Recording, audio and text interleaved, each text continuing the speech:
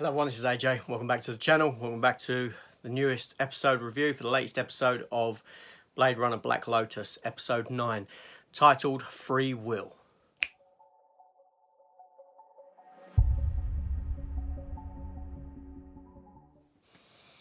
Okay, yeah, so Blade Runner Black Lotus is back on.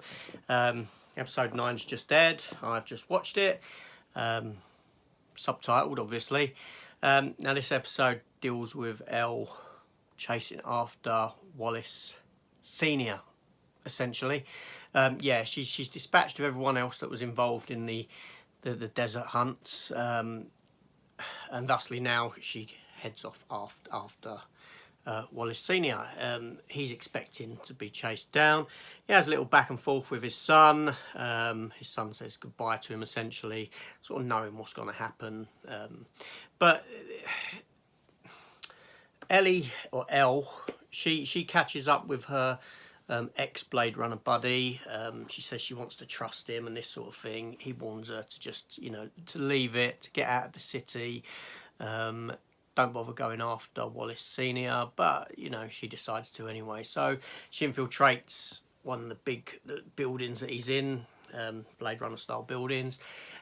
She gets in by hitching in a driverless lorry, and makes her way up. When the soldiers, the guards, when the security guards realise that someone was infiltrated the building, they start to shut it down, and she gets stuck in service elevator, but subsequently climbs up and out and all this sort of a thing. She gets confronted by some guards, has a bit of a shootout, but she does get rescued by her buddy, her ex-Blade Runner buddy, who's across the way on another building with a sort of sniper rifle, and slows them down for her.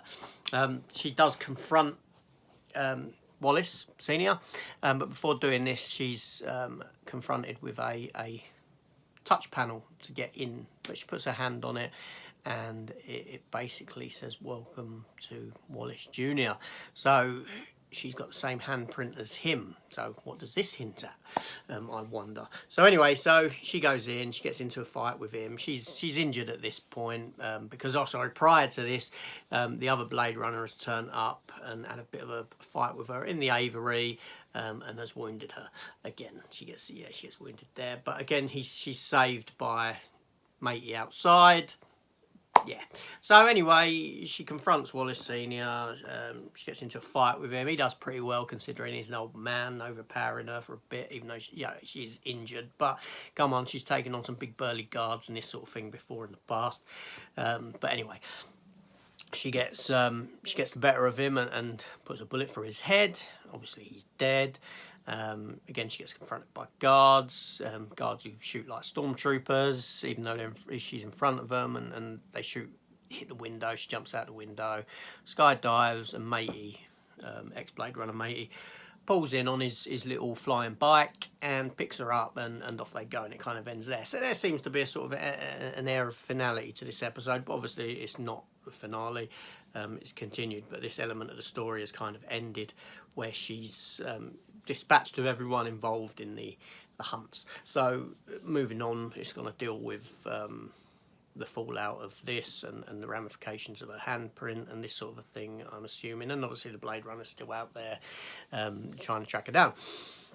So yeah, stuff happened in this episode, an enjoyable episode. The program or the makers do linger on scenes, like an elevator going up an elevator shaft in one of these old sort of buildings that they had in America with the staircases all metallic looking.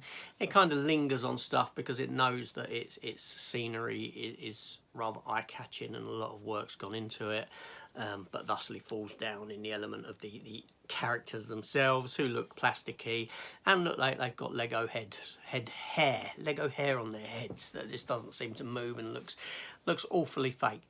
Awfully just Lego plastic. Do you know what I mean? But yeah, aside from that, I mean, the fight scenes between Elle and the Blade Runner, when they move quickly, her flicking around and jumping and this sort of thing, it's all very nice in that sense. It's just the skin tones, the skin texture, the hair. It just takes you out of it, and it just doesn't look very good.